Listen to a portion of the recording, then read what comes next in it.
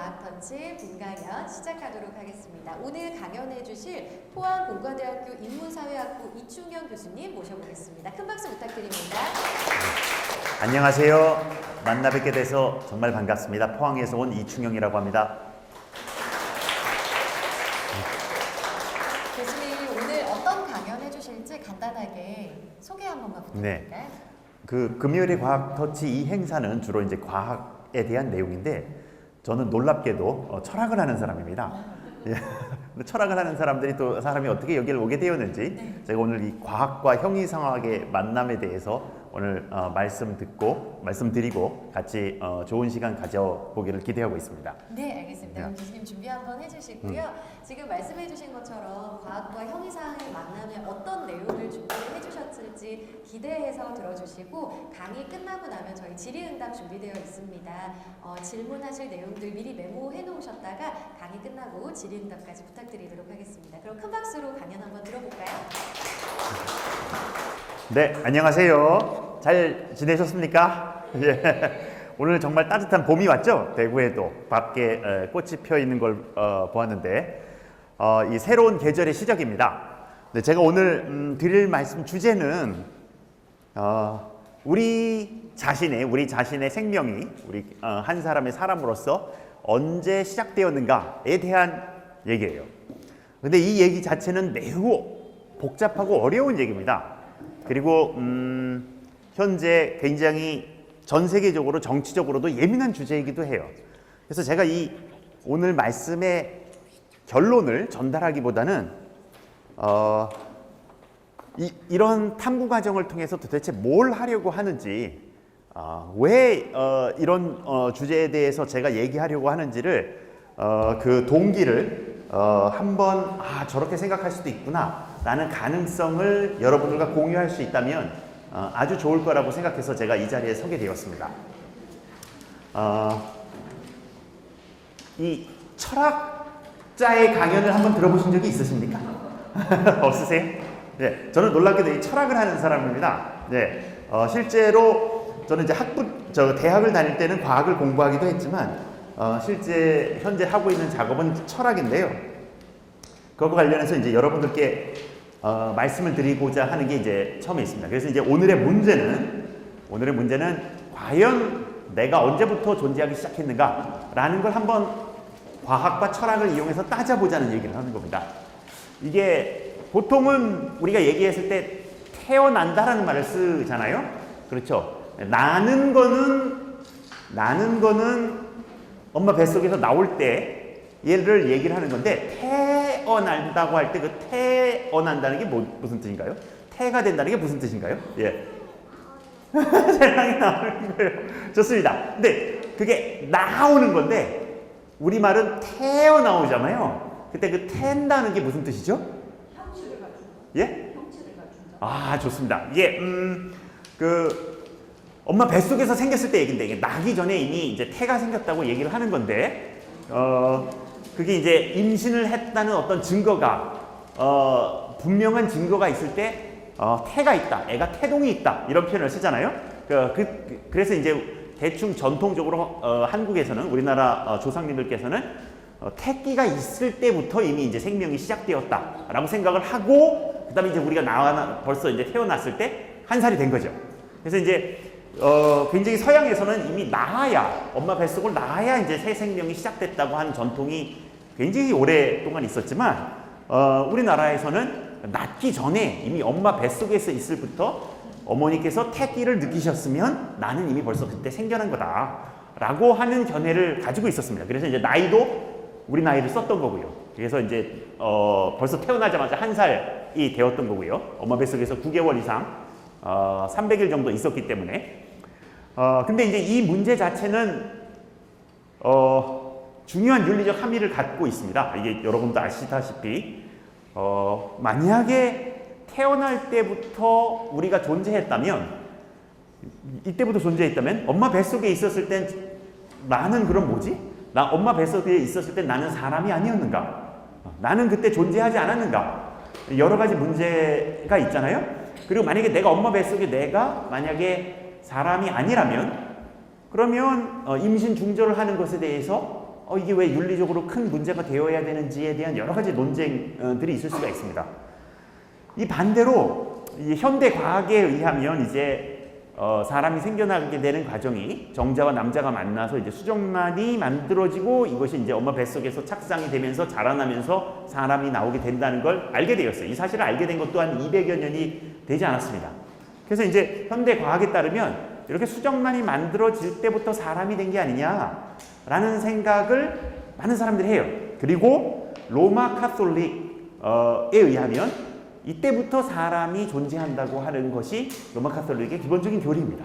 그래서 이제 수정란 자체를 파괴하거나 수정란이 발달한 태아나 배아나 태아를 파괴하는 건 사람을 파괴하는 것과 같은 일이라고 생각하는 것이 로마 카톨릭의 기본적인 교리입니다. 그런데 이제 이 질문을 다루기 위해서 이 질문 자체만 얘기하려고 하는 게 아니고요. 제가 이제 얘기하려는 굉장히 큰 주제가 있습니다. 그 주제가 이제 뭐냐면 바로 이런 얘기를 하는 겁니다. 그래서 이게 고등학교 때 이런 걸 배우셨을지 아니면 이제 고등학교 학생이 아니신 분들이 계신데 이런 얘기를 하게 될 수 있을 텐데 이 명제라는 개념을 배웁니다. 명제라는 개념을 이제 고등학교에 가면 배우는데 명제를 그 고등학교 교과서 같은 데서는 이 참거짓을 판별할 수 있는 문장이라고 설명을 해요. 근데 이제 저는 이제 평서문 문장이 말하는 바로서 참 아니면 거짓인 것이라고 말을 하는데 아무튼 명제라는 게 참 아니면 거짓이고 이것이 참 아니면 거짓인 것은 알고 모르는 문제하고는 다른 문제인 것입니다. 그래서 이제 제가 예를 들어 보이겠습니다. 그래서 이제 여러분들이 이제 과학 터치에서 과학에 대해서 알려고 왔는데 과학에 대해서 아는 것은 참인 명제를 아는 것과 거의 대부분의 상황에서 같습니다. 그래서 지구를 둥글다라는 말을 알게 되면 이 과학자들이 이런 얘기를 해서 이런 걸 발견했다고 하면 지구는 둥글다라는 이 문장이 말하는 바가 참인 걸 아는 거죠. 그래서 지구가 둥그렇게 생겼다고 라는 것을 알게 되는 거죠. 그랬을 때 얘는 참이고요. 근데 이 지구가 어떤 사람들은 아직도 지구가 둥근 것을 받아들이지 않는 사람들이 있다고 해요. 예, 그 평평한 지구론을 펴는 사람들이 있다고 합니다. 그리고 중세 시대의 유럽인들은 지구가 평평하다고 믿었는데 콜럼부스가 세계 일주를 시작하면서 지구가 둥글다고 생각해서 뭐 아메리카 대륙을 발견하고 뭐 이런 얘기를 하지 않습니까? 실제로 그렇진 않은데, 실제로 그것은 사실은 아닌데, 여하튼 사람들이 지구가 둥글다고 생각하든 둥글다고 생각하지 않든 간에 현재 지구의 모습은 둥글든가 아니든가 둘 중에 하나겠죠. 그래서 이제 이것이 참 아니면 거짓이고, 그래서 이것이 명제를 표현한다고 얘기를 하는 겁니다. 예. 반면에 이게 이제 좀 어려운 측면일 수 있는데 제가 이제 드는 예가 이건데 최고의 아이스크림 향은 바닐라다 라고 하는 이 문장이 표현하는 바를 생각을 해봤을 때 저기서 이제 말하는 저 문장을 많은 분들이 나는 아이스크림 향으로 바닐라 맛을 가장 좋아해 라고 말할 땐 그건 참 아니면 거짓입니다. 내가 가장 좋아하면 참이고 그렇지 않으면 거짓이고요. 예. 그런데 이제 여기서 제가 말하고자 하는 바는 이걸 그런 뜻으로 사용한 것이 아니라 문자 그대로 해석했을 때, 이 말을 문자 그대로 해석했을 때 얘가 과연 참 아니면 거짓이냐라는 것을 묻는 겁니다. 이게 이 최고의 아이스크림 향은 그러니까 가령 지구가 둥글다가 참이려면 어떤 상황에서 지구가 둥글다가 참인지를 우리가 상상할 수가 있습니다. 지구가 있어서 그게 정말 공처럼 둥글게 생겼으면 지구가 둥글다가 참이잖아요. 그러면 바닐라 아이스크림, 최고의 아이스크림 향은 바닐라가 참이 되려면 그러면 세상이 어떻게 생겨야 하나요? 그 사람이 가장 좋아하는 좋습니다. 그러니까 굉장히 많은 분들이 이 문장을 나는 아이스크림 향으로 바닐라 향을 가장 좋아해 라는 뜻으로 사용합니다. 많은 분들이 그렇게 사용해요. 하지만 이걸 문자 그대로 해석했을 때 이게 내가 가장 좋아하는 게 아니라 바닐라가 최고라는 거잖아요. 따라서 당신도 바닐라가 최고라는 걸 받아들여야 된다는 거잖아요. 내가 바닐라가 최고, 나는 가장 좋아한다는 건 누가 부인하겠어요? 내가 가장 좋아하면. 근데 이거는 바닐라가 최고라고 주장을 하는 거잖아요. 그래서 이걸 문자 그대로 해석했을 때 정말로 바닐라가 최고려면 도대체 세상이 어떻게 생겨야 하나요? 네. 그 과반수가 좋습니다. 아주 좋습니다. 대다수의 사람들이 바닐라 향을 가장 좋아하면 바닐라 향이 최고가 되나요? 아, 좋습니다. 좋습니다. 근데 이게 대다수가 좋아하는 것과 최고는 약간 다르지 않습니까? 네, 다르잖아요. 대다수가 좋아한다 하더라도 그것이 최고가 아닐 수가 있잖아요. 그렇죠? 예. 자, 좋습니다. 그래서 한 가지, 좋습니다. 바닐라만, 세상에 바닐라만 있으면 바닐라가 최고가 되는 것이 아니냐라고 했는데, 제가 그래서 예를 든 게 뭐냐면, 바로 요거예요. 이게 좀 복잡할 수 있지만, 이 빨강색의 무게는, 파랑색의 무게보다 크다. 또는 빨강색의 속도는 파랑색의 속도보다 크다. 이게 제가 여기 5번이 이상한 문장이 뭐냐면, 저게 여러분들에게 뜻을 만들지 않아야 됩니다. 왜냐면, 제가 여기서 말할 때 빨강색이라는 그 색깔 그 자체를 말하는데 색깔은 무게를 갖지 않아요. 색깔은 속도도 갖지 않습니다. 그러니까 빨강색의 속도는 파랑색의 속도보다 크다는 말은 아무 뜻을 이루지 않고 여러분들에게 마치 같은 소리로 들려야 돼요. 무슨 얘기 이해하시죠? 그러니까 무슨 얘기냐면 이 세상에 만약에 빨강색만 있다 하더라도 빨강색의 속도가 가장 빠른 것이거나 빨강색의 질량과 무게가 가장 큰 것이 되지 않습니다. 무슨 얘기 이해하시죠? 아예 빨강색 자체는 질량과 무게 같은 것, 속도 같은 걸 따질 수가 없어요. 따라서 빨강색의 무게에 대해서 얘기하는 것은 전문 용어로 개소리에 지나지 않습니다. 그렇잖아요?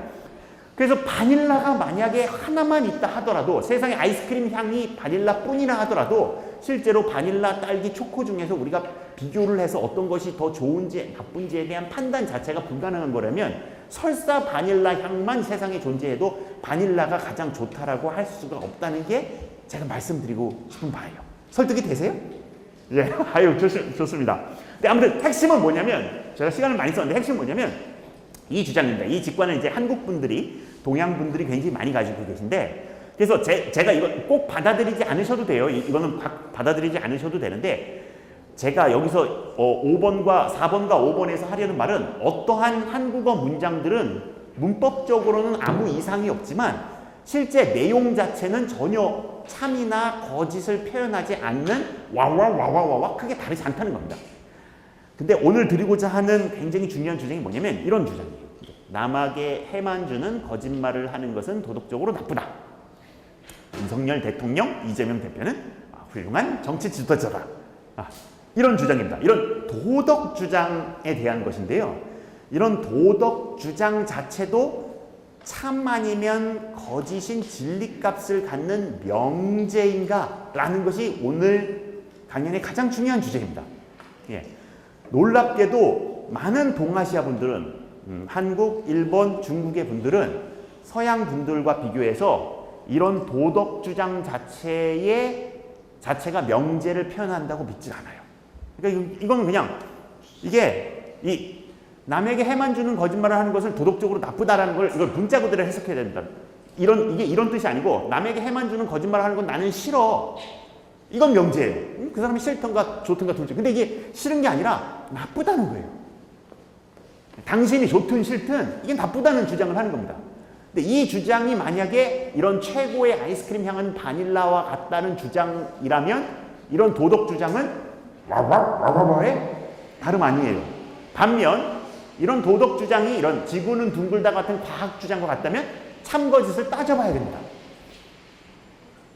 이게 알고 모르고의 문제와 이고 아니고의 문제인데, 달나라 뒤편에는 의식을 가진 존재가 관찰하려고 하면, 우리 지금 대구시장님께서 홍준표 시장님이신가요? 맞습니까? 예. 의식을 가진 존재가 관찰하려고 하면 사라지는 홍준표 시장님의 동상이 있다. 라는 문장 한번 생각해 보세요. 누군가에게 의식을 가진 존재가 달나라 뒤편으로 가서 그것을 관찰하려고 하면 사라지는 홍준표 시장님의 동상, 홍준표 시장님을 똑 닮은 그런 동상이 있다라는 주장을 한번 생각해 보세요. 이 주장은 명제를 표현합니까? 라고 했을 때 이걸 알 수 있는 방법이 없잖아요. 왜냐하면 지금은 안 보이고, 근데 우리가 그걸 보려고 하면 그게 사라진다고 하니 그걸 확인할 수 있는 방법이 없잖아요. 그런데 아무튼 이 주장 자체는 이고 아니고란 말이에요. 따라서 이게 명제라고 생각을 합니다. 그러니까 알고 모르고가 아니라 이고 아니고의 문제를 따지려고 하는 건데, 서양에서는 이런 이고 아니고의 문제를 따지는 것에 대해서 거부감이 없습니다. 왜냐하면 서양에서 기독교 또는 이제 서양뿐만이 아니라 근동에 있는 이슬람교, 유대교 분들은 유일신을 믿고 그 유일신이 전지하다고 믿어요. 모든 것을 알고 계세요. 따라서 달나라 뒤편에 의식을 가진 존재가 관찰하려고 하면 사라지는 동상이, 홍준표 시장을 닮은 동상이 있는지 없는지는 하나님께서 알고 계세요. 따라서 그건 명제예요. 우리 같은 유한한 존재인 인간이 알고 모르고는 이것이 참인지 거짓인지 여부와 관계가 없습니다. 마찬가지로 하나님께서 법을 만드셨을 때 남에게 해만 주는 거짓말을 하는 것은 도덕적으로 나쁘다고 정해놓으셨으면 이거는 참인 명제예요. 그렇게 정해놓지 않으셨으면 이건 참이 아닌 명제예요. 따라서 이것이 여하튼 명제라고 생각을 하시면 됩니다. 이게 굉장히 기독교적이고 이슬람적이고 그 다음에 유대교적인 유일신적인 생각이에요. 이게 진리 개념입니다. 서양적인 진리 개념이에요. 근데 이제 제가 묻는 질문은 뭐냐면, 이런 도덕 주장 같은 것에 대해서 서양 사람들은 맞아, 이거 참 아니면 거짓이야. 이걸 어떤 사람은 참이라고 생각하고 어떤 사람은 거짓이라고 생각하겠지. 하지만 그것과 얘가 참이고 거짓인 것의 여부는 관계가 없어. 하나님은 아시니까. 우리는 모를 수 있어. 우리는 크게 모든 사람들이 이것에 대해서 오해할 수 있어. 하지만 하나님께서 정해놓으신 어떤 진리가 있겠지라고 생각하는 게 서양적인 개념입니다. 근데 여러분들은 어떻게 생각하세요? 이런 것이 단순히 내가 이것을 싫다조차를 넘어서서 정말로 지구가 둥근 게 참인 것처럼 이런 것도 참이거나 거짓이라는 생각이 드시나요? 그런 생각을 하시는 분 계세요? 그런 생각을 하세요? 훌륭하십니다. 근데 놀랍게도, 좋습니다. 놀랍게도 동양 분들, 특히 한국 분들은 저런 건 그냥 자기 취향의 문제지. 저건 저걸 도덕적으로 나쁘다고 생각하는 사람도 있고, 나쁘다고 생각하지 않는 사람도 있고, 그거 딸기 아이스크림을 좋아하는지 또는 바닐라 아이스크림을 좋아하는지가 취향의 문제잖아요. 딸기 아이스크림을 좋아하는 것이 진리고 바닐라 아이스크림을 좋아하는 것은 거짓인 게 아니잖아요. 취향의 문제지. 마찬가지로 네가 저것을 좋다고 생각하든가 나쁘다고 생각하든가 도덕적으로 옳다고 생각하든가 그러다고 생각하는 건 너의 도덕적인 취향의 문제지, 거기 옳고 그른 것이 있겠느냐라는 굉장히 강한 직관을 가지고 계세요. 이게 일관된 직관은 아닌데 그렇다고 생각합니다. 그런데 그런 분들이 실제로 이런 주장을 한다면, 이런 생각을 가지신 분들이 있잖아요. 그러니까 특정 정치적인 입장, 곧 선거가 얼마 남지 않았는데 이런 정치적인 입장을 가졌을 때 굉장히 강력한 입장을 표현하는데, 이게 생각을 해보시면 딸기 아이스크림이 더 맛있는 아이스크림인지 바닐라 아이스크림이 더 맛있는 아이스크림인지 우리가 싸울 필요가 없지 않습니까?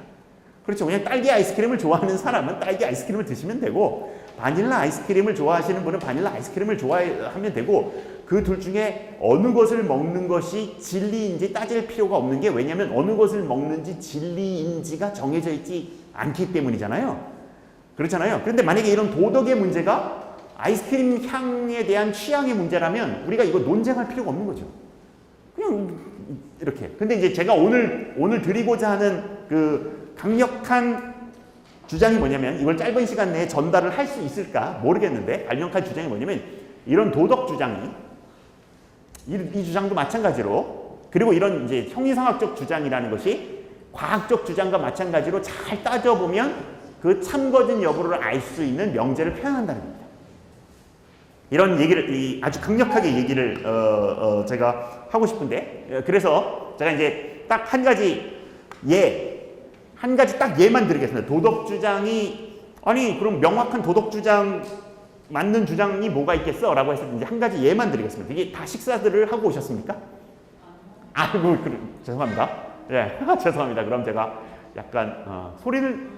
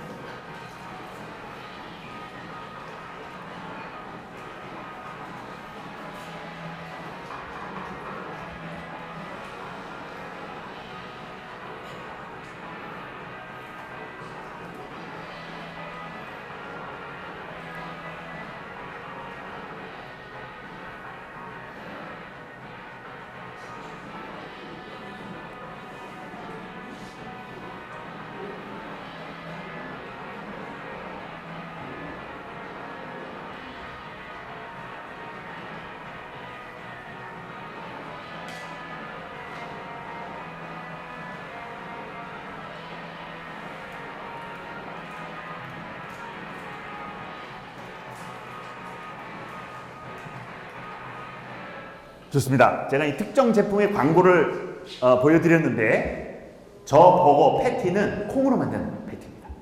예, 콩이로 만들었어요. 예, 저 회사는 지금 굉장히 저 패티가 처음에 콩으로 만든 패티가 처음 나왔을 때 가격이 제가 기억을 하는데 패티 하나가 2만 원 정도 했어요. 근데 지금은 패티 3개가 한 6천 원 정도 합니다.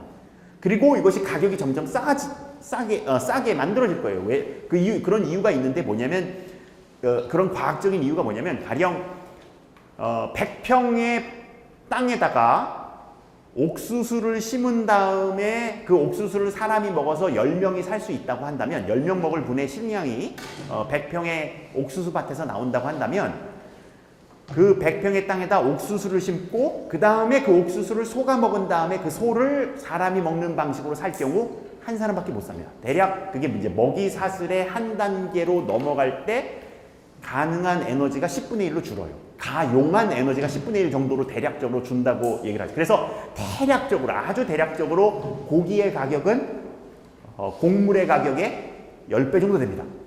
예, 같은 칼로리라면 10배 정도 돼요. 근데 이제 그래서 제가 이제 하고자 하는 얘기 뭐냐면 아주 간단한 얘기처럼 보이긴 하지만 실제로는 아무튼 빨리 진행해서 말씀을 드리면 모든 다른 조건이 같다면 그러니까 무슨 얘기면 이 쇠고기 버거와 콩으로 만든 버거 사이 실제 쇠고기로 만든 버거와 지금 방금 보셨던 콩으로 만든 버거 사이에 하나는 쇠고기로 다른 하나는 콩으로 패티를 만들었다는 사실과 이 사실에 의해서 함축되는 것 외에 다른 차이가 없을 경우 그래서 가격의 차이가 없어요. 이 패티의 가격의 차이가 없어요.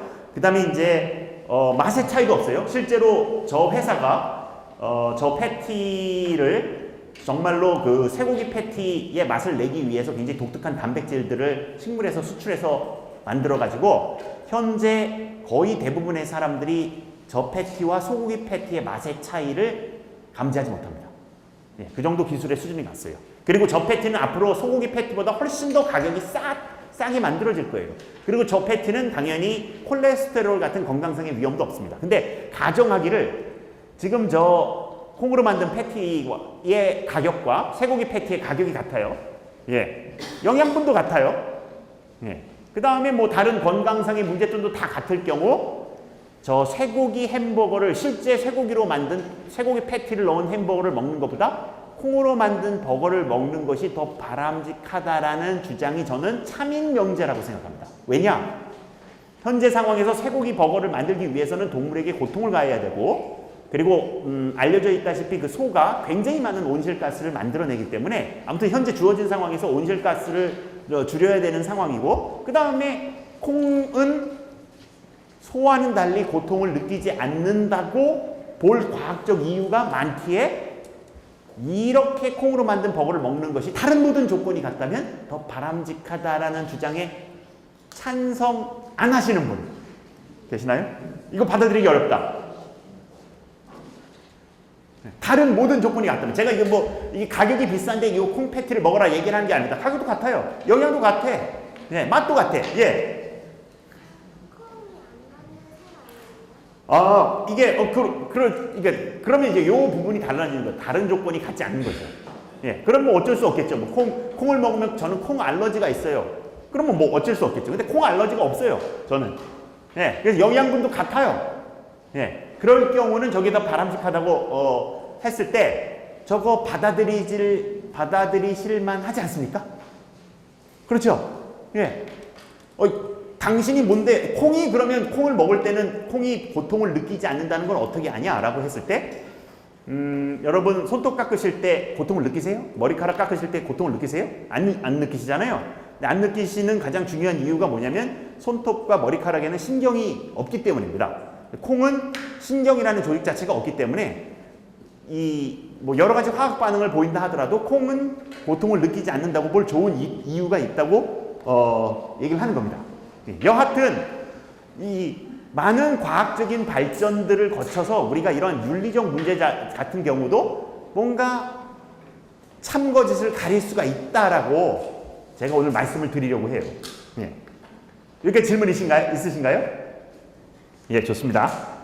그 다음에 이 형이상학 부분에 대한 어려운 부분인데 이것도 너무 어려운 얘기라서 제가 처음에 이 두 가지 굉장히 어려운 예를 가지고 온 이유가 뭐냐면 오늘 제가 말씀드릴 내용 자체의 동기를 제공하기 위해서 이런 말씀을 드리는 건데 이걸 이제 과학의 발전에 따라서 우리가 세계를 인식하는 어떤 형이상학적 그림 자체가 바뀐 예로 제가 제시를 하는 것입니다. 이게 한마디만 이것 자체도 한 제가 5분 안에 말씀드리려고 하는데 아마 쉽게 납득할 정도로 이게 제가 전달하기 어려울지 모르겠는데 여기 지금 이제 색연필이 보이실 텐데 많은 과학의 연구 결과에 따르면 다음과 같이 믿는 것이 가장 바람직하다고 저는 생각합니다. 뭐냐면 여기 색연필이 여기에 있는데 여기 색연필들이 각각의 색연필들은 정말로 모양을 갖고 있어요. 그래서 저희가 눈을 감으면 얘네들의 상이 사라지긴 하지만 아무튼 여기 정말 색연필이 있다면 그 색연필의 모양 자체는 얘네들이 다 가지고 있는 거예요. 하지만 색은 얘네들이 가지고 있는 게 아니고 이 색이 여기 보였을 때 이게 노란색으로 보이실 텐데 이 노란색 자체는 얘네들이 가지고 있는 게 아니고 얘네들이 가지고 있는 어떤 다른 특성 때문에 내 머릿속에서 이 질감이 만들어지는 거다라고 믿는 것이 가장 그럴듯한 견해라는 결론을 말씀을 드리려고 하는 거예요. 납득이 되시나요? 예. 모양은 얘네들이 실제로 갖고 있는데 색을 갖고 있는 건 아니다. 그거 어떻게 알 수 있느냐고 했을 때 몇 가지 얘기만 하면 색이라는 게 이제 이걸 실제로 믿으시기가 굉장히 어려운데 여기 지금 A와 B가 있죠? 어떤 게 더 진한 색인가요? 그렇죠. 근데 이게 유명한 그림입니다. 이게 체커 그림자 착시라고 하는 그림인데 이 그림을 한번 인터넷에서 찾아보신 다음에 이걸 프린트해 보세요. 그 다음에 A와 A 부분과 B 부분을 자르잖아요? 색이 똑같습니다. 색이 똑같아요. 도저히 믿을 수가 없는데 실제로 색이 똑같습니다. 예, 이 둘 사이의 색이. 예, 한번 해보세요. 이게 믿기지 않으면. 그런데 아무튼 여기 색이 무엇인지와 여기 색이 무엇인지는 여기서 나오는 빛과 여기서 나오는 빛이 똑같기 때문에 우리가 이렇게 색을 기르는 게 아니고 여러 가지 정보를 판단해서 머릿속에서 이것의 색깔을 그려내기 때문에 실제로 얘네들이 가지고 있는 고유 속성이 아니라고 보는 것이 더 그럴듯한 견해라고 말씀드리는 겁니다. 그래서 여기서도 딱 보시면 처음에 딱 보시면 여기 파란색 공이고 이렇게 보이시잖아요. 근데 이걸 실제로 이 화면을 원래 딱 보시면 찾아가서 이걸 보시면 어떤 상황이냐면 머릿속에서 바로 저기 녹색 공이 몇 개가 있나요? 예, 없어요? 예, 훌륭하십니다. 두 개가 보통 보이시잖아요. 죄송합니다. 예, 녹색 공이 저기 두 개가 보이실 텐데 저게 인터넷에 있는 자료입니다. 제가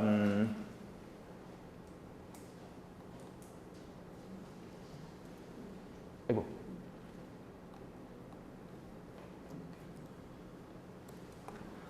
이런. 제가 눈이 너무 나빠서 아니면 죄송합니다.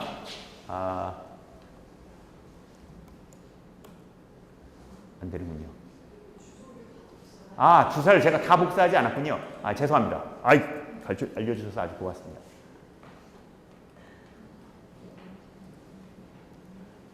예. 여기 이 인터넷에 나와 있는 자료인데, 실제로는 얘네들은 하얀색이에요. 예. 근데 이제, 이렇게 봤을 때 이게 녹색으로 보이는 거죠. 예. 공 자체는 다 하얀색입니다. 공 자체의 색깔은 변하지가 않습니다. 근데 이제 우리가 저것을 그려내는 거죠. 예. 그 다음에 더 신기한 거, 제가 제일로 좋아하는 착시 현상을 보여드릴게요. 이거는 이제 마이클 바크라고 하는 독일의 심리학자가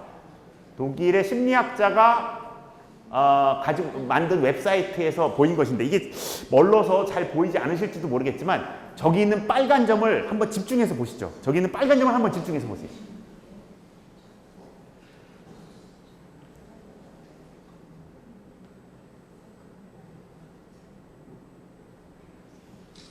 지금 빨간데 녹색으로 변하는 거예요. 빨간색, 녹색. 보셨습니까? 어떻게 되죠? 노란색이 없어지죠? 근데 실제로 이 노란색 자체는 없어지지 않습니다. 없어지지 않아요.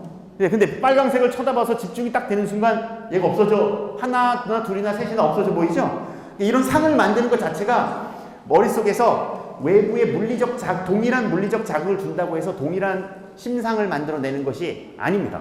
그래서 많은 연구를 과학적인 연구를 살펴보았을 때 기본적으로 이 모양은 외부에 있다고 믿음을 부인할 이유는 없지만 색은 우리 머릿속에서 만들어낸 거라고 볼 굉장히 좋은 일. 이 물체 자체가 어떤 얘가 파란색으로 보이지만 실제로 얘가 원래 파란 게 아니고 얘가 가진 어떤 다른 속성에 의해서 우리 눈이 만들어낸. 그래서 어떤 사람들은 이걸 파란색으로 안 볼 수도 있습니다. 실제로 생명이나 색약인 사람들은 이걸 다른 색으로 보는 거죠.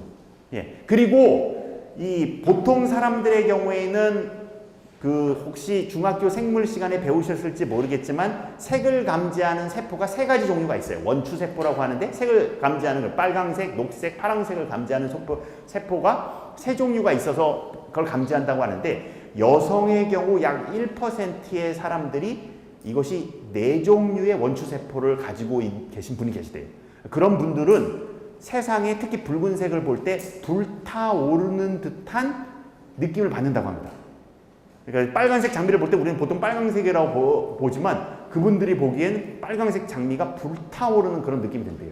그래서 사람들이 그리고 당연히 소나 뭐 이런 동물들은 우리와는 다른 방식으로 색깔을 만들고요. 그래서 어떤 형이상학적인 결론이 뭐냐면 과학을 통해서 세계의 정확한 모습을 알아가듯이 과학을 통해 알아낸 세계의 정확한 모습을 통해 더 나은 윤리적 판단, 더 나은 형이상학적 판단이 가능하다고 말씀을 드리는 겁니다. 이것 자체가 그냥 그건 네 생각이지 라고 하는 문제가 아니라는 거고요. 그 다음에 이제 오늘도 그래서 인간 존재의 시작점 역시 더 잘 알아갈 수 있다고 얘기를 하는 거고, 그래서 제가 감히 말씀드리는 게 뭐냐면 이 얘기는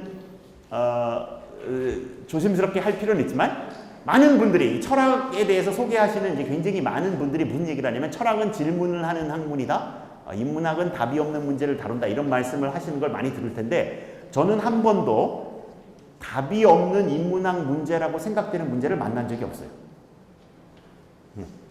넓은 의미, 이게 수학에서 해가 없는 방정식은 있죠. 어떤 방정식인데 x 더하기 1은 0인데 그걸 만족하는 자연수는 구하라 라고 했을 때 그런 자연수는 존재하지 않는데 그때 이제 해가 없다고 말하는데 그렇다고 해서 x 더하기 1은 0을 만족하는 자연수 1, 2, 3, 4, 5, 6, 7, 8, 9 어떤 수도 그 방정식을 만족하지 않는데 따라서 우리는 이 문제에 대해서 전혀 모르는 답이 없는 문제라고 하지 않고 그냥 해가 없다고 하고 얘가 해가 없는 것이라고 말하는 것이 이 문제에 대해서 모든 가능한 이해를 다 갖는 거죠.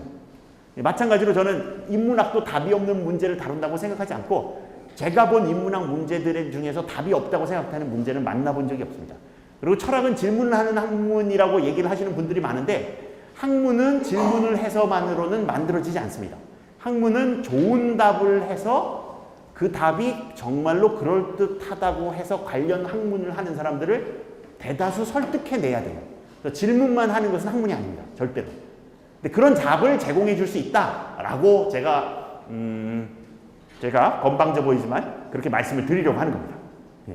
그리고 마지막으로 이 과학은 배울 만한데 철학에 무슨 배울 게 뭐가 있느냐? 철학이 도대체 세상에 기여하는 게 무엇이 있느냐라는 생각을 하실 텐데 제가 2016년에 당시 한국 물리학회 부회장님과 함께 어떤 토론에 참석할 일이 있으셨어요. 그때 2016년쯤에 2016년인지 15년인지 정확하게 기억이 안 나는데 갑자기 그때가 삼성 갤럭시 S7이 처음 나왔을 때입니다. 그래서 이제 그분께서 갑자기 이제 주머니에서 새로 나온 갤럭시 S7을 갖다가 딱 꺼내시면서 이 과학과 기술은 이런 갤럭시 S7을 만들었는데 도대체 철학과 인문학은 인간에게 준 것이 무엇이냐라고 하면서 굉장히 도전적인 훌륭한 질문을 하셨어요. 근데 그것에 대한 아주 명확한 답들이 있습니다. 과학이 가능하게끔 만들어준 기본적인 정치 제도가 민주주의인데 이러한 인권, 법치주의, 민주주의, 자유시장 경제의 개념을 만들고 그것을 이론화한 사람들이 다 철학자예요. 철학자들이 전혀 기여를 한 것이 아닙니다. 예, 실제로 그분들이 목숨 걸고 철학자만 한 것은 아니에요, 당연히. 하지만 이분들이 실제로 아담 스미스라고 하는 지금은 경제학자라고 부르지만 당시에 그 아담 스미스는 자기를 도덕 철학자라고 불렀습니다. 나는 이제 도덕 철학을 하는 사람이고, 그 다음에 이제 뭐 영국의 존 스튜어트 밀 같은 사람들 이런들 다 이런 기본적인 개념들을 철학자들이 만들고 그걸 채용한 다음에 우리 사회가 이 정도로 발전한 다음에 그 다음에 그 바탕 위에서 과학이 번성한 거죠. 그래서 실제로 이 철학자들이 하는 아주 기본적인 작업 자체가 전혀 무의미한 것은 아니고 아주 중요한 어떤 사회의 기반이 되는 것들에 대해서 기존 합의에 도전하거나 합의 틀을 넘어서는 주장을 펴서 제시된 반론과 가늘한 반론을 극복하고 새로운 합의를 이끌어내는 중요한 작업을 하고 있는데 적어도 근시기에 있어서는 우리가 이제 세상이 어느 정도 민주주의, 자유주의가 확립된 다음부터는 철학자들이 하는 역할이 거의 없어 보이는 거죠. 예, 세상이 변하지 않으니까. 아무튼 이게 이제 여태까지 그 서론이었습니다. 죄송합니다. 제가 40분 동안 서론을 얘기했는데 오늘 하는 얘기는 뭐냐? 라고 했을 때 오늘 한 얘기는 가장 중요한 개념이 이 수적 동일성이라는 개념이에요. 이 수적 동일성. 제가 이제 그래서 이제 수적 동일성이 여기서 수적이라는 말이 너무 어려운데 왜 수적이냐면 질적 동일성 그러니까 이라는 개념에 대비해서입니다. 가령 우리가 자동차를 보면 자동차를 보면 아까 전에 우리가 이제 제가 이걸 잠깐 빌릴 수 있을까요? 네. 아까 저희가 만들었던 거기서 나왔던 이 두 가지인데 이 두 가지를 보면 거의 질적으로 차이가 없어 보이잖아요. 모양도 비슷하고 색깔도 비슷하고 그 다음에 크기도 비슷하고 하지만 얘네들은 둘입니다. 하나 둘. 그렇죠. 그래서 수적으로는 다른데 수적으로는 두 개인데 질적으로는 동일하다고 얘기를 하는데 이 수적 동일성이라는 것은 하나라는 얘기입니다. 하나. 그래서 우리가 보통 생각할 때 나라는 사람이 지금 여기 있으면 어떤 갓난아기였을 때 나가 있었을 텐데 이 나와 수적으로 동일하고 그 얘기는 뭐냐면 이 사람이 바로 나라는 거죠. 그래서 이렇게 있을 때 이게 두 명의 사람이 있는 것이 아니고 한 명의 사람이 있는 거죠. 나와 과거에 나가 있었던 거고. 그럼 이제 내가 나이가 들면 그 어떤 다른 나이가 든 사람이 될 텐데 그게 이제 바로 나인 어떤 질적으로는 달라지지만 수적으로는 하나인 이런 존재에 대해서 말하는 개념이 수적 동일성이라는 개념입니다. 근데 이제 우리가 어떻게 생각하냐면 나이가 들면서 이게 나잖아요. 내일의 나도 나고 어제의 나도 나고 다 나인데 나가 그럼 언제 시작됐을까? 이걸 어떻게 따져야 되느냐가 오늘 말씀드릴 바입니다. 예, 이게 오늘 말씀드릴 바가 나가 언제 시작하느냐. 그래서 이 굉장히 중요한 개념입니다. 이 개념은 매우 중요한 개념입니다. 이게 실제로는 정치제도에 등장하지 않는 것처럼 보이지만 실제로 등장합니다. 이게 뭐냐면 기본적으로 범죄자가 죄를 저질렀어요. 예, 그러면 이제 나중에 그 범죄자를 잡아서 죄를 줘야 되는데 그 범죄자가 그 범행을 저질렀을 때 그 사람은 과거의 나지 지금의 나가 아니다. 따라서 당신 법제도는 나에게 죄를 줄 수가 없다라고 주장할 수가 있잖아요. 근데 실제로 우리는 그 범행을 저질렀을 때 그 사람과 지금 잡힌 그 사람이 동일한 한 명의 사람이라고 생각하고 죄를 주는 거지 않습니까? 벌을 주지 않습니까? 그래서 우리 사회 경제제도에서는 재산이라는 게 있는 거죠. 내가 어떤 재산을 가지고 있으면 이 재산이 내일도 나의 재산인데 그 이유는 오늘의 나가 내일의 나와 동일한 인간이라고 생각해서 그런 거죠. 그래서 사회, 경제, 법, 제도, 종교가 이런 동일성 개념의 기반에 있습니다. 이 종교가 여기서 왜 등장하냐면 이 기독교를 믿으신 분은 내가 죽으면 천당에 가실 거라고 믿으시잖아요. 그랬을 때 그 천당에 간 사람이 나여야 의미가 있는 거잖아요. 나는 여기서 없어지고 나 아닌 다른 사람이 천당에 가는 것은 내가 천당에 가는 게 아니잖아요. 이 동일성 개념이 매우 중요한 거죠. 여기서 육신이 없어졌는데 천당에서 부활했는데 과연 그 천당에서 부활하는 게 나은가? 라는 의문이 해결되어야 되잖아요. 그리고 이제 불교에서는 윤회 개념이 있어요.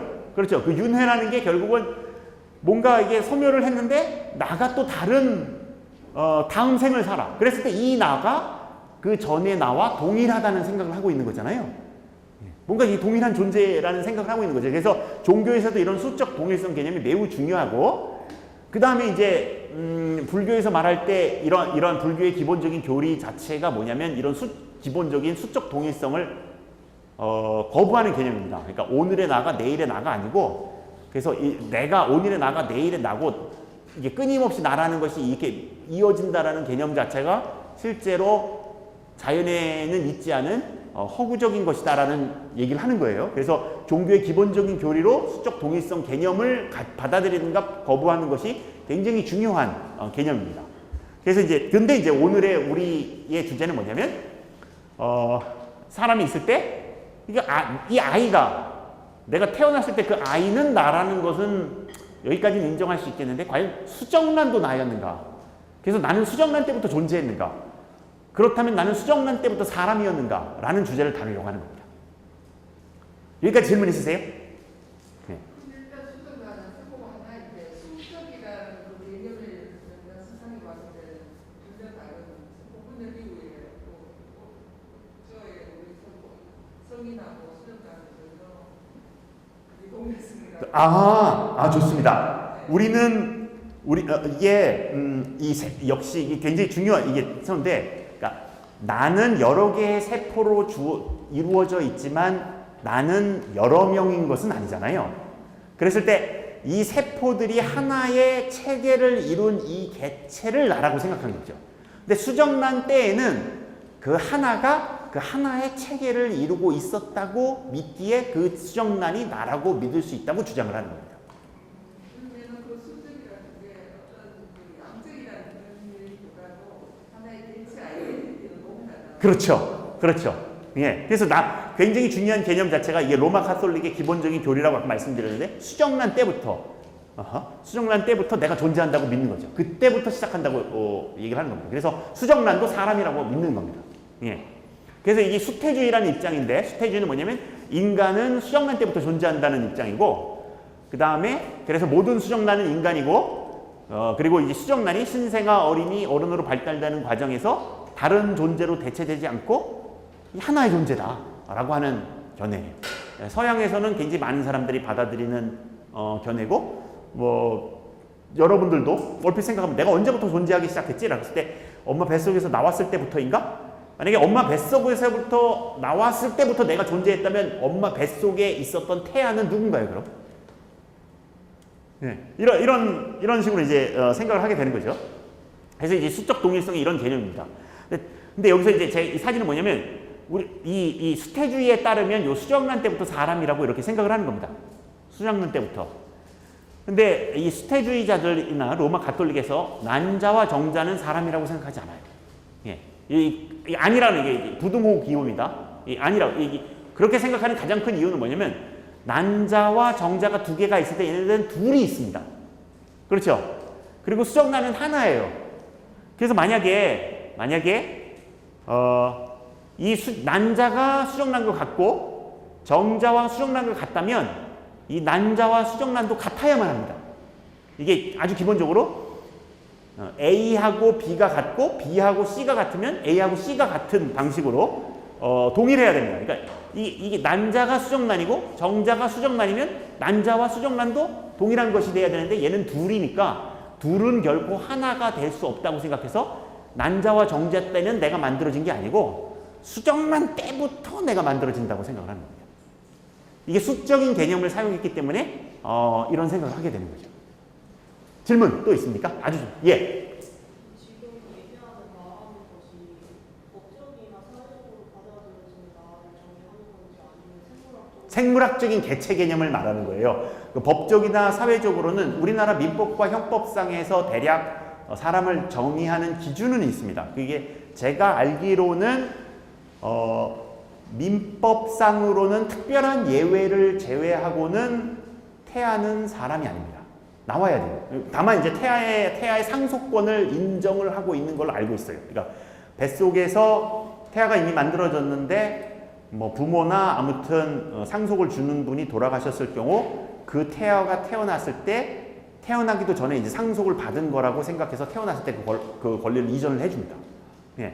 근데 뱃속에 있는 태아를 가령 이제 어떤 살인자가 어머니를 이게 살인을 했는데 그 어머니가 임신 상태였을 경우 한 명을 죽인 거냐, 두 명을 죽인 거냐라고 하는 그 형법적인 문제를 다뤘을 때 우리나라에서는 그 형법상 이게 사례가 굉장히 복잡한데 이게 그 태동을 하기 전까지 이게 뱃속에서 이게 이 밖으로 나와야 되는 것이 아니라 산기를 느꼈을 때 애는 벌써 이제 이미 태어난 것으로, 그래서 형법상 산기를 느낀 상태에서 가령 그 살인자가 죽였을 경우 2명을 죽이게 되는 뭐 이런 얘기가 있습니다. 근데 그런 게 아니고, 그런 법적인 문제를 따지는 것이 아니고 정말로 언제 내가 생겼는가를 묻는 그런 질문, 개체가 언제부터 존재하기 시작하는가를 따지는 질문입니다. 그리고 이게 아까 전에 말했듯이 기독교 문화에서는 이 수정란 때부터 존재한다는 이런 생각이 굉장히 강해요. 예, 이 수정란 때 이렇게 만들어지고 하나님께서 여기다 영혼을 넣어주신 거죠.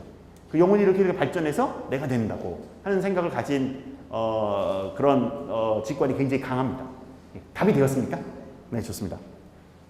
그래서 일단 그런데 이제 이 주장, 이 수태주의는 아주 간단한 반례가 있어요. 간단하게 반박할 수가 있습니다. 그게 이제 일란성 쌍둥이의 예입니다. 그래서 이제 수를 따지는 것인데, 그러니까 그래서 이제 과학을 이용해서 수태주의를 바로 반박할 수 있게 되는 거죠. 그래서 쌍둥이가 이 두 종류가 있습니다. 그래서 일란성 쌍둥이는 하나의 수정란이 뭐 이세포기에 분열하든 아니면 뭐 좀 더 발달한 다음에 불현하든 결국 발달 과정에서 2개의 배아로 분열된 다음 이 배아들이 각각 발달하게 돼서 2명의 쌍둥이가 나왔을 경우 이걸 일란성 쌍생아라고 합니다. 일란성 쌍생아는 소위 유전자를 공유해요. 그리고 당연히 성별이 같습니다. 일란성 쌍생아는 실제로 수정란이 2개가 만들어졌는데, 엄마 뱃속에서 수정란이 2개가 만들어진 다음에 이 수정란이 각각 발달을 해서 쌍둥이가 나오는 경우 이란성 쌍생아가 나오게 됩니다. 이란성 쌍생아는 성별이 다를 수도 있어요. 한 명은 남자, 한 명은 여자일 수 있습니다. 근데 이제 일란성 쌍생아의 예가 뭐냐면, 이제 여기 보도록 하시죠. 이 수정란이 하나가 만들어졌는데, 이 수정란으로부터 이란성이 아닌 일란성 쌍생아, 봄이와 가을이가 나온 거예요. 어떻게 되면 이게 발달을 하면서 둘로 갈라져서 한 명은 봄이가 되고 하나는 가을이가 된 거죠. 이렇게 된 일란성 쌍생아의 경우, 근데 이런 일란성 쌍생아의 경우에는 어떤 문제가 발생하냐면, 만약에 봄이가 수정란 때부터 존재했다고 하면 이 수정란이 바로 봄이잖아요. 근데 가을이도 그러면 마찬가지로 수정란 때부터 존재했어야 되고, 따라서 봄이가 수정란과 동일하고 가을이가 수정란과 동일하면 봄이와 가을이가 동일한 사람이어야 되는데 봄이와 가을이는 다른 사람이잖아요. 그래서 이런 결론을 내릴 수가 없습니다. 그래서 일란성 쌍생아의 경우에는 봄이와 가을이 2명이니까 수정란 때부터 존재했다고 할 수가 없는 겁니다. 봄이가 만약에 수정란 때부터 존재하고 하면 가을이도 수정란 때부터 존재해야 되는데, 여기는 수정란이 하나가 있는데 어떻게 봄이와 가을이가 여기 2명이 벌써 존재했을 수가 있느냐라고 생각을 해서 이런 일란성 쌍생아의 경우에는 수정란 때부터 존재하지 않고 그 다음에 수정란이 갈라진 때부터 존재한다라고 생각하는 게 더 그럴듯해 보인다는 거죠. 그래서 이게 실제로 로마 카톨릭에서 이게 문제가 됩니다. 이 쌍둥이의 경우 하나님께서 만약에 여기다가 처음에 수정란이 딱 만들어졌는데, 그러면 사람인데 하나님께서 여기다가 영혼을 넣어주셨어요. 근데 이 수정란이 갈라졌어. 그럼 그 영혼이 하나의 영혼이 둘로 갈라지는 거냐? 아니면 하나님께서는 전지하시니까 수정란 때 하나가 있으면 쌍생아가 될 수정란의 경우에는 영혼을 안 넣고 계시다가 이 갈라진 다음에 그 다음에 영혼을 넣으신 거냐? 아니면 쌍생아가 될 수정란의 경우에는 하나님은 미래를 아시니까 처음부터 2개를 넣어주신 거냐? 라는 이런 방식의 얘기가 진행이 될 수가 있어요. 근데 실제로 이걸 쌍생아의 경우 처음에 2개를 넣어주셨다거나 또는 쌍생아의 경우 나중에 넣어주신다고 하면 문제가 됩니다. 어떤 문제가 되냐면 결국 이 수정란이 겪을 미래를 하나님께서 아시고 여기다 영혼을 넣어주실지 안 넣어주실지를 결정하신다는 거잖아요. 만약에 그렇다고 하면 내가 과학자야. 난 이 수정란을 가지고 연구를 한다면 이걸 파괴할 거야. 그러면 하나님께서는 그 사실을 아시니까 수정란에 영혼을 안 넣어주실 거야. 따라서 내가 다루고 있는 수정란은 사람이 아니야. 이런 식으로 논쟁을 할 수 있습니다. 여하튼 그냥 간단한 이 일란성 쌍생아가 있다는 사실만 가지고도 적어도 일란성 쌍생아들은 수정란 때부터 시작하진 않았다라는 논증을 저런 식으로 펼 수 있다라고 얘기를 들은 겁니다. 요거는 그럴듯하십니까? 이게 설득력이 있으십니까?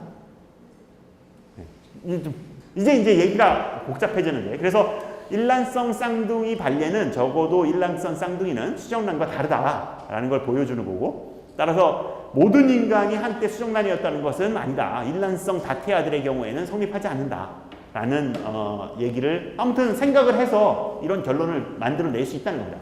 상황이 점점 좀 복잡해지긴 하지만 아무튼 생각을 좀 더 해보니 과학적인 근거를 따져보니 저렇게 생각하는 게 더 그럴듯하다라는 결론을 내릴 수 있다는 겁니다. 근데 이제 이 상황은 뭐냐면 어떤 사람이 좋다 거기까지는 받아들이는데 이렇게 해서 일란성 쌍생아가 나오는 경우에는 수정란이 사람이 아니라는 걸 내가 또는 봄과 가을이가 수정란 때부터 시작되지 않았다는 건 인정을 하는데 단태아로 발생하는 경우 분열이 되지 않고 단태아로 발생하는 경우에는 수정란 때부터 사람이라고 내가 주장하면 어떻게 할 거냐라는 반론이 가능합니다. 이 반론에 대해서 반론을 한 게 제가 한 연구인데요. 이제 그 얘기를 좀 간단하게 말씀을 드리겠습니다. 여기서부터 이게 실제로는 좀 복잡합니다. 이게 어떤 식으로 좀 복잡하냐면 이런 개념이 있어요. 제가 사용한 게 이런 과학 이론과 그다음에 가능 세계라고 하는 어떤 철학 이론을 합쳐서 이런 결론에 다다르게 되는데 가능 세계론 자체가 약간 논리학의 사용, 양상 논리라고 하는 데서 사용되는 어떤 장치라서 좀 복잡하긴 한데 그걸 간단하게 설명을 해드리면 실제로 이제 어떤 아이가 성장을 해서 과학자가 됐다고 해봐요. 그럼 당연히 이제 우리는 보통 이 아이가 이 과학자와 동일한 사람이라고 생각을 하잖아요. 근데 이 아이가 어렸을 때 꼭 과학자가 되지 않았을 수도 있잖아요. 커서 가수가 됐었을 수도 있잖아요. 지금 여기 계신 분들이 여기 지금 어린이 여러분들이 있는데 가수가 되실 수도 있고 과학자가 되실 수도 있고 법률가가 되실 수도 있잖아요. 근데 그 모든 것이 다 한꺼번에 되시지는 않겠죠. 그 중에 하나가 되시겠죠. 근데 아무튼 여러 가지 가능성을 가지고 있잖아요. 그래서 이게 한 가지 실제로 현실적으로는 이런 일이 됐는데 여하튼 현실적으로 이렇게 됐다 하더라도 이 아이가 어렸을 때 가수가 있었단 말이죠. 그래서 이게 어떤 가능 세계, 그러한 가능성을 그리는 세계를 가능 세계라고 부르는 것입니다. 근데 여기서 중요한 건 뭐냐면 당연히 이 아이는 동일한 사람이고요. 이 두 아이는 동일한 사람이니까 아무튼 이 현실 세계 이 과학자와 가능 세계의 이 가수는 다른 존재인 거죠. 다른 존재가 아닌 거죠. 동일한 존재인 거죠. 아무튼 이 아이가 과학자가 됐었을 수도 있고 가수가 됐었을 수도 있는 거죠. 여기는 납득이 되십니까? 예. 그런데 제가 오늘 하려고 하는 얘기는 뭐냐면 이런 논증을 펼치면 이게 과학을 잘 살펴보면 이런 게 아니고 다음과 같은 상황이 실제로 수정란과 그 다음에 신생아의 관계에 더 가깝다라고 말씀을 드리는 겁니다. 우리가 이 동일한 진흙을 가지고 하나는 이런 사자상을, 하나는 이런 사람상을 만든다고 해봐요. 예. 그랬을 때 이 사자상은 언제부터 존재하기 시작했을까요? 라고 했을 때 만약에 이때부터 이미 여기 사자상이 있는 거다. 왜냐면 이게 재료가 똑같은 진흙으로 만들었으니까 이미 이 안에 사자상이 있는 거다라고 생각하면 그렇게 생각하지 않는데 보통은 언제부터 만드냐면 일단 사자의 모양이 거의 다 갖춰져야 사자상이 존재하기 시작한다고 우리가 보통 생각하잖아요. 근데 왜 그렇게 생각해야만 하는가에 대한 철학적 질문을 할 수가 있는데 다음과 같은 이유가 그 질문을 밑받침해준다고 제가 말씀을 드릴 수 있겠습니다. 이게 무슨 얘기냐면 분명히 이 둘은 다르단 말이에요. 그러니까 내가 이걸 가지고 사자상을 만들었을 때랑 이걸 가지고 이런 상을 만들었을 때 이게 같다고 생각하지 않잖아요. 그러니까 이게 이 경우와 앞의 경우가 다르다는 겁니다. 그러니까 어린이가 과학자가 됐었을 수도 있고 가수가 있다고 했을 때 이 과학자와 가수는 다른 사람이 아니잖아요. 그런데 이 경우는 어떤 거냐면 이 진흙을 가지고 사람상을 만들 수도 있고 사자상을 만들 수 있는데 이 둘이 같은 게 아니잖아요. 그러면 어떤 결론을 내야만 하냐면 얘도 같지 않고 얘는 아무튼 이때는 없고 다 일단 만들고 난 다음에 생긴다고 생각해야 되고 얘도 일단 만들어진 다음에 간다고 생각해야지. 만약에 이걸 이렇게 생각하면 만약에 이게 뭐냐면 죄송합니다. 그러니까 얘네 둘이 다르기 때문에 얘네 둘이 같고 얘네 둘이 같아서 얘가 이미 진흙에도 있고 얘가 이미 진흙에도 있다고 생각하면 얘랑 똑같은 존재가 수적으로 동일한 존재가 되어야만 하는 거잖아요. 그래서 우리가 이런 경우에는 이렇게 만들어진 결과가 두 개로 상이한 경우에는 처음부터 존재하지 않고 좀 만들어진 다음부터 존재한다고 결론 내려야만 한다고 예를 들어 보이는데 이 예가 실제로 수정란이 신생아로 발달하는 과정과 같은 과정이다라는 얘기를 이제 드리려고 합니다. 그래서 이제 결론적으로 말씀을 드리면 여기까지 질문 있으실까요? 네, 질문. 예. 질문.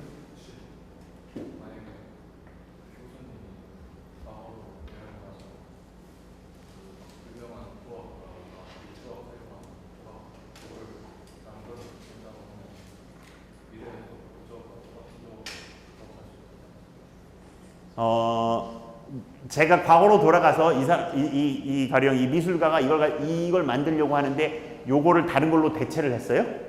예. 그랬을 때 이런 모양이 만들어진 거예요?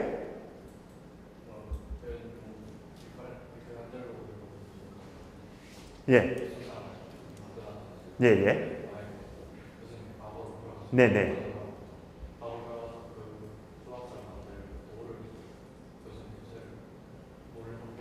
네, 바꿔치면.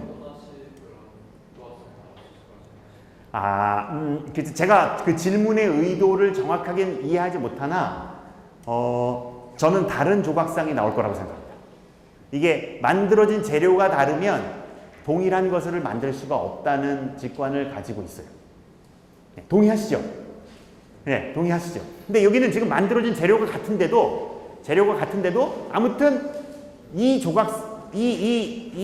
진흙상이 원래 진흙만 있을 때부터 존재한 건 아니라는 겁니다.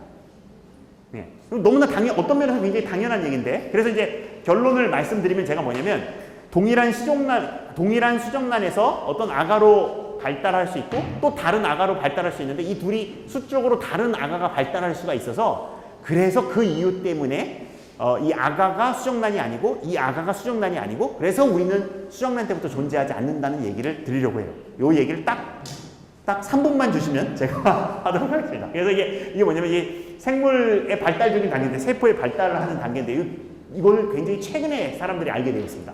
왜냐면 이걸 연구하는 것이 굉장히 어려운 일이거든요. 지금은 생물학이 어느 정도까지 발달을 했냐면 이 세포가 발달하는 과정에 세포들의 위해를 주지 않고 이 세포들이 어디로 움직이고 세포 내 물질들이 어떻게 움직이는지를 현미경으로 관찰할 수 있는 수준까지 되었습니다. 이걸 여기다 형광 물질을 넣어서 이 세포 내 어떤 기관들이 어떻게 움직이고 하는 것을 그런데 이제 전혀 이 생명체에는 위해를 주지 않고 다만 이제 이걸 가지고 인간 세포를 가지고 실험하는 것이 대단히 물리적으로도 어려운 일이기 때문에 거의 되어지는 않으나 쥐를 가지고는 많은 연구를 했어요. 그래서 기본적으로 뭐 인간이나 쥐나 처음에 수정란이 만들어지고 그다음에 이제 2세포기가 되고 4세포기가 되면서 계속 세포 분열을 이렇게 하게 됩니다.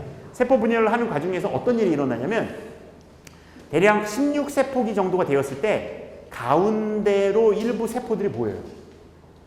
그 다음에 이때 수정란의 크기는 커지지 않습니다. 이 시기가 지나는 동안 수정란은 커지지 않고 이렇게 작은 세포들을 할구라고 하는데 할구들이 점점 분할을 하면서 개수는 많아지고 크기는 작아지는데 어느 시점이 되면 이 가운데 있는 할구들이 이렇게 모입니다. 이렇게 모여요. 이렇게 만든 대략 16세포기 이후에 64, 128 이렇게 갔을 때 요 가운데 세포의 덩이를 속세포 덩이라고 하고 이 바깥에 이루는 애를 갖다가 영양배엽이라고 하는데 실제로 사람이 되는 것은 요 속세포 덩이예요. 얘네들은 양막을 이루거나 탯줄을 이루거나 하는 방식으로 실제로 사람이 되는 부분은 아닙니다. 실제로 탯줄 부분도 여기서 만들어지긴 합니다. 탯줄도 여기서 만들어지긴 해요. 얘네들은 양막만 만드는 상황입니다. 그래서 이게 어떻게 되냐면 굉장히 중요한 사건이 뭐냐면 신생아 몸을 잃은 세포들은 전체 과정에서 요 극히 일부인 이게 16세포기면 대충 6개 정도가 가운데가 있고 10개가 바깥에 있는데 요 상대적으로 다수가 아닌 소수의 일부 세포만 사람 몸을 이루고 나머지는 그냥 그 사람을 둘러싼 막을 형성하게 됩니다. 그래서 16세포기 할구들 중 소수만이 실제로 이제 속세포 덩이를 형성해서 사람 몸을 결국 만들어 준다고 얘기를 하는데 놀랍게도 이 G 가지고 이제 세포를 실험을 하면 16세포기에 G들의 세포를 갖다가 마구마구 이렇게 나눠요. 어떤 걸 막 나눠서, 그러니까 일부는 이제 안에 것도 있고 밖에 것도 이렇게 있는데 이것들을 마구 나눠서 다시 섞어가지고 가령 안에 있는 세포만 가지고 16개를 다시 모으고 그 다음에 밖에 있는 세포만 가지고 16개를 다시 모으고 또는 섞어서 모으든 다 G가 될 수 있습니다. 그러니까 실제로 이 16세포기나 32세기 세포들은 안과 밖으로 결정이 되어 있긴 한데 위치는 결정이 됐지만 실제로 기능적인 분화가 이루어지지 않았다고 생각을 하는 거예요. 그래서 지금 이게 뭐냐면 32세포기의 세포가 여기 있는데 그래서 안에 있는 속세포도 있고 바깥에 있는 걸 있는데 이걸 32개를 막 흐트러요. 그 다음에 다시 안에 것만 모으고 밖에 것만 모으고 안에 거 밖에 거 섞어서 모은다 하더라도 다 각각이 건강한 G로 발전할 수가 있습니다. 예. 이게 이제 현재 생물학이 밝혀낸 사실들입니다. 그래서 이게 제가 하는 논쟁이 죄송합니다. 시간이 길어져서 이게 이제 제 논쟁의 핵심인데 좀 복잡해서 죄송합니다. 이게 어떤 거냐면 대략 아이디어만 말씀을 드리면 여기 이제 수정란이 있을 때 이게 현재 세계입니다. 현재 세계에서 수정란이 있고 16세포기가 돼서 여기 지금 6개의 속세포 동이가 쭈쭈쭈쭈 발달을 해서 봄이가 되었다고 생각을 하는 겁니다. 이게 실제 사실이라고 생각하는 거예요.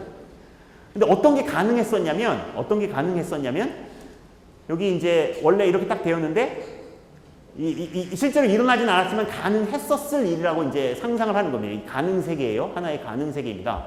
근데 요 16개의 세포를 이루었을 때 바깥쪽에 있는 이 8개의 세포를 떼어내는 겁니다. 그리고 그것을 다른 것으로 대체해요. 그렇게 대체한다 하더라도 이 안에 있는 6개의 세포는 실제 세계에서 봄이로 발달한 방식과 동일한 방식으로 발달을 했었을 수 있고 그러면 이거 봄이 아니냐? 이랬을 경우 나왔던 봄이는 이 봄이와 똑같은 세포를 가지고 있고 똑같은 방식으로 구성이 되어 있으면 이 외부의 막을 떼든 만든 이것은 실제로 봄이가 아니냐라고 얘기를 하는 거고요. 그 다음에 이게 두 번째 가능의 세계에서는 여기서 외부에서 떼어낸 8개를 버리는 것이 아니라 이 8개를 6개는 가운데, 그 다음 뭐 나머지 2개는 뭐 외부로 해서 이 가운데, 나머지 이 8개를 다른 세포 가운데에, 16세포 가운데에다 넣어가지고 사람으로 발전시킨 경우입니다. 그래서 이제 가을이가 태어난 거죠. 그래서 실제로 이 둘은 쌍둥이와 같은, 상황인데 일부러, 이걸 실제로 세포를 나눠서 가운데로 이렇게 넣고, 그 다음에 이제 외부에 있는 것도 역시 가운데로 넣어요. 이거는 기술적으로 현재 가능합니다. 이렇게 해서 G를 만들 수가 있어요. 사람의 경우에 이렇게 하는 것은 윤리적인 문제가 있기 때문에 실험은 되어 있지 않지만 실제로 기술적으로 가능합니다. 그 다음에 이 상황은 뭐냐면 이 바깥쪽에 있는 걸 떼서 안쪽으로 가서 또 가을이를 만든 거고 그 다음에 여기서는 그냥 이게 가운데로 가서 가을이가 만들어진 거라서 제가 여기서 이제 보이려고 하는 게 뭐냐면 동일한 수정란에서 봄도 나올 수가 있고 동일한 수정란에서 가을이도 나올 수가 있어서 근데 가을이와 봄은 같은 사람이 아니기 때문에 가을이와 봄은 같은 사람이 아니기 때문에 아까와 같은 이유로 이 수정란이 봄이가 아니고 이 수정란이 가을이가 아니라고 주장을 하는 것입니다. 그래서 무슨 얘기냐면 동일한 수정란에서 봄이도 나올 수가 있고 동일한 수정란에서 가을이도 나올 수 있는데 봄하고 가을이는 같은 사람이 아니니까 결국 얘네들은 수정란이 아니다라고 주장을 한 것입니다. 죄송합니다. 복잡해서. 네. 그래서 모든 인간은 수정란이었던 것은 아니고 수정란이 아니라는 이제 말씀을 드리는 거고요. 제가 이제 결론을 말씀드리면 이겁니다. 예. 그래서 인간은 그렇다면 언제 존재하는가에 대한 답을 제가 드리진 않는데 이게 굉장히 발달적으로 이런 방식으로의 표현을 제가 이게 발달적으로 유연하다는 개념을 사용하는데 그게 무슨 얘기냐면 동일한 수정란이 봄이도 되고 동일한 수정란이 가을이도 될 수 있으면 이 수정란을 발달적으로 유연하다고 하는데 이런 발달적 유연성은 적어도 수정 후 8일 때까지는 유지가 된다 라는 것이 과학적인 상당히 입증된 얘기입니다. 그래서 적어도 수정 후 8일 때까지는 나는 존재하지 않았다 라고 이제 얘기를 드리는 거고요. 그 이후에 만들어진 그 이후에 언제냐에 대해서는 제가 아직 모르겠습니다. 예, 그건 모르겠는데 아무튼 수정 후 8일까지는 아니라고 보는 것이 과학을 고려했을 때 가장 그럴듯한 견해라고 감히 말씀을 드리는 거고요. 네. 그렇다고 해서 제가 또 중요한 이 얘기를 따면 그렇다고 해서 제가 수정란과 초기 대화를 아무렇게나 다뤄도 된다고 주장하는 건 절대로 아닙니다. 예, 저는 이런 문제에 대해서 굉장히 좀 보수적인 입장이긴 해요. 예, 그래서 수적인 동일성보다 더 중요한 고려 사항이 있어서 수정론과 초기 배열을 함부로 다루지 않을 중요한 이유가 있을 수가 있다. 아무튼 그럼에도 불구하고 나는 수정란에서부터 시작한 것은 아니다라고 결론을 내리는 거고요. 과학을 통해 세계의 정확한 모습을 알아가듯이 과학을 통해 알아낸 세계의 더 정확한 모습을 통해서 인간 존재의 시작점 역시 잘 판단할 수 있고 윤리적 형이상학적인 문제 역시 잘 판단할 수 있다는 주장을 감히 드리면서 오늘 강연을 마치도록 하겠습니다. 고맙습니다. 오늘의 과학터치 오늘 여기까지입니다. 저희 2주 뒤인 4월 19일에 또 강연 준비되어 있으니까요. 6시 30분에 이 자리에서 함께 해주시면 감사하겠고요. 나가시면서 노트 앞장에 도장 받아가시길 바라겠습니다. 7개 모으시면 저희가 소정의 사은품 드리도록 하겠습니다. 금요일에 과학과도 반가워지세요. 고맙습니다.